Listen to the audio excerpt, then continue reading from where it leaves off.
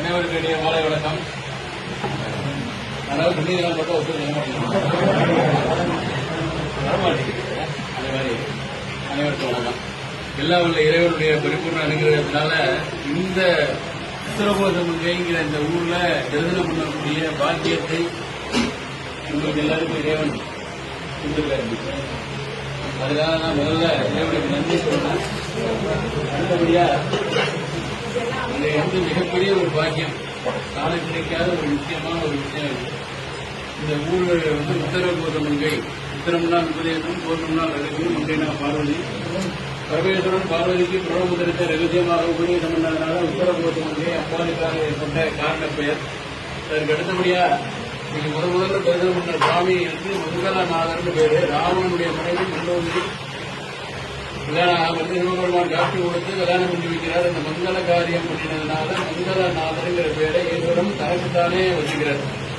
அப்பேற்பட்ட மங்களநாதர் சுயம்புலிங்கம். மங்களநாதரை தரிசனம் பண்ணினா மங்கள காரியம் உடனடியாக நடக்கும்ன்றது சாஸ்திரம்.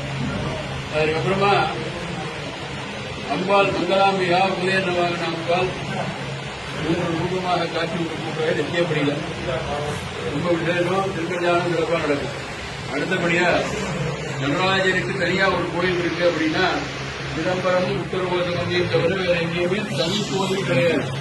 சிதம்பரமும் உத்தரகோசமங்கையும் தவிர வேற எங்கேயும் தனி கோயில் கிடையாது. தனி கோயில்னா கர்ப்ப கிரகத்திலிருந்து கொடிமரம் வரைக்கும் இருந்தால் தான் தனி கோயில் இருக்கு. அப்படிப்பட்ட இடம் சிதம்பரம் உத்தரகோசமங்கை. சிதம்பரத்துல பிஜலோக விக்கிரகம், இங்க மரகத விக்கிரகம். மரகதத்துல நடராஜர் 52 உயரத்துல உலகத்திலேயே கீழே. இந்த மரகதம் எப்படி இருக்கும் அப்படின்னா இந்த பச்சையா இருக்காருன்னா இவர் இதே மாதிரி மரகத நடராஜர் 52 உயரம் இருப்பார். அவருக்கு அபிஷேகம் நடக்கும். எப்ப மார்கழி மாதம் திருவாதிரைன்னு சொல்லக்கூடிய ஆருத்ரா அப்படின்னு சொல்றாங்கல்ல, அன்னைக்கு நாள் பகல் 12 மணிக்கு இப்ப மேல சந்தனம் சாத்தி இருக்குல்ல, அந்த சந்தனத்தை எடுத்து அபிஷேகம் நடக்கும். அதற்கு அடுத்தபடியாக அது தொடர்ந்து நடந்து ராத்திரி 12 மணி வரைக்கும் சந்தனம் இல்லாமல் அன்றைக்கு ஒரு நாளைக்கு நடக்கும். அதற்கப்புறம் மறுபடியும்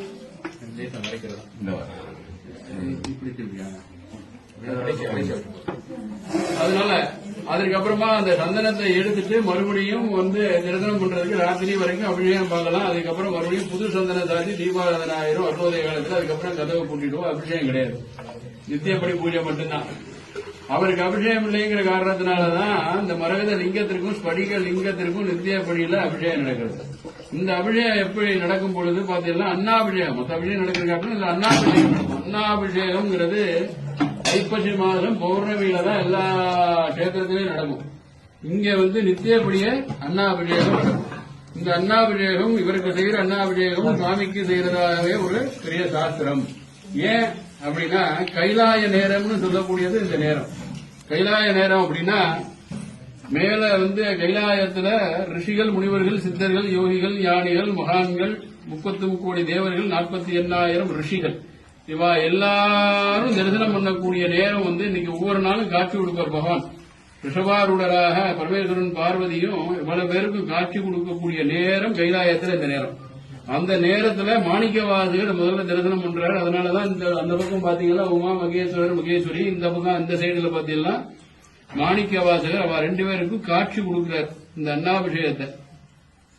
இதனால இது தரிசனம் பண்ணக்கூடிய நமக்கு கண்ணினால் அவர் சாந்தி நல்விழா பொழிவு கண்டு மண்ணில் பிறந்த பயன் பெறுக அப்படின்னு மாணிக்கவாசகர் சொன்ன திருவாசகத்தை தொடர்ந்து பெரிய புராணத்துல சேக்கிழார் சொல்றார். அப்பேற்பட்ட ஒரு நல்ல நிகழ்வை நாம் பார்க்கக்கூடிய கண்கள் பார்ப்பதற்கு நல்ல விஷயத்தை பார்க்கணும், காதுகள் நல்ல விஷயத்தை கேட்கணும், நமச்சிவாய என்று சொல்ல வேண்டும். அப்படிப்பட்ட பூவினுக்கருங்கலம் பொங்கு தாமரை ஆவினுக்கருங்கலம் அரணஞ்சாடுதல் கோவிலுக்கருங்கலம் கோட்டமில்லாதது நாவினுக்கருங்கலம் நமச்சிவாயவே. இந்த நாக்குக்கு என்ன அருங்கலம்னா நமச்சிவாயன்னு சொன்னா அது அழகு, அப்படி சொல்லியிருக்கார். அப்பேற்பட்ட நிகழ்வை நாம் பார்க்கக்கூடிய பாக்கியத்தை இந்த நாளில் இறைவன் உங்களுக்கு கொடுத்திருக்காருன்னா என்று நினைத்தாலும் இந்த உத்தரகோசமங்கையை நினைச்சா இந்த ஸ்படிகலிங்க அபிஷேகத்தை உங்க கண்ணு முன்னால நீங்க தரிசனம் பண்ணி கண்ணை மூடிந்து பார்த்தீங்கன்னா உங்க கண்ணு முன்னால தெரியணும். அப்படி நீங்க தரிசனம் பண்ணணும். அதான் கேமரால போட்டோ எடுக்கிறது. அதான் கண்ணை விட உயர்ந்த கேமரா எதுவுமே உலகத்துல இல்ல. நாம பார்த்து வச்சிருப்போம், அதை என்னைக்கு நம்ம ரிட்டர்ன் பண்ணாலும் அப்படியே வந்து கண்ணால காட்சி கொடுக்கக்கூடியதுதான் அந்த விழா. அது மாதிரி இதை தரிசனம் பண்ணவாளுக்கு எல்லாருக்கும் பெரிய பாக்கியம் கிடைக்கும். உங்களுடைய வேண்டுதல் அனைத்தும் நிறைவேறக்கூடிய நல்ல நாளாக இந்த நாள் அமைவதற்கு எல்லாம் உள்ள எம்பெருமான் பிரார்த்தனை பண்றோம். யாரெல்லாம் இங்க வந்து தரிசனம் பண்ணிருக்கீங்களோ இவா எல்லாருக்கும் அனைத்து மங்கள காரியங்களும் நடக்கும்.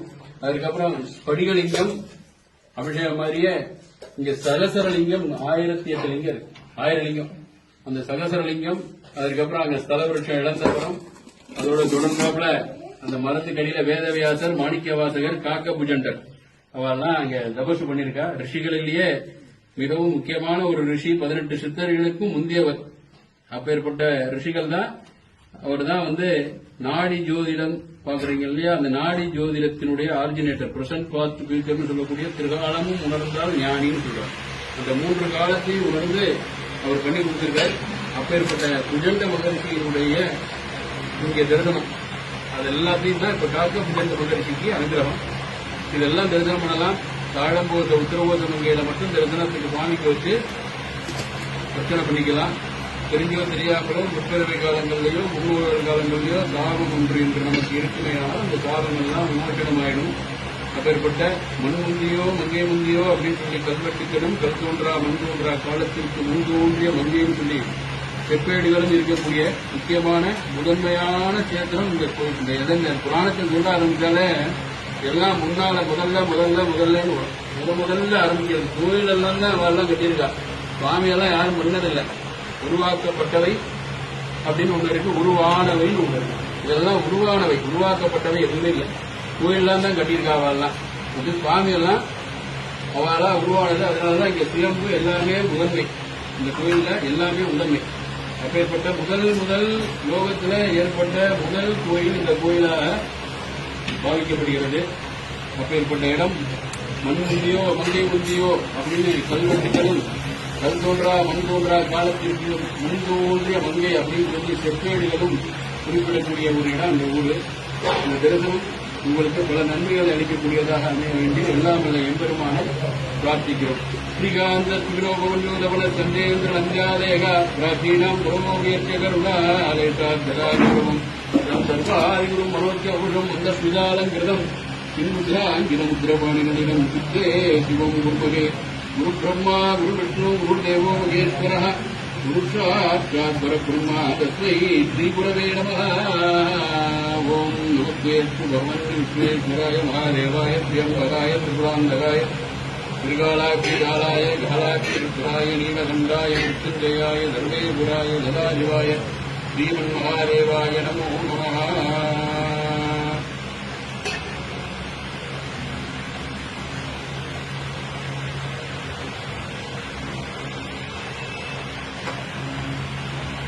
त्र्यंबकं यजामहे सुगन्धिं पुष्टिवर्धनं गुरुवार्गमिवन्दनामुख्योर्मुक्षीयमाभृताहादे.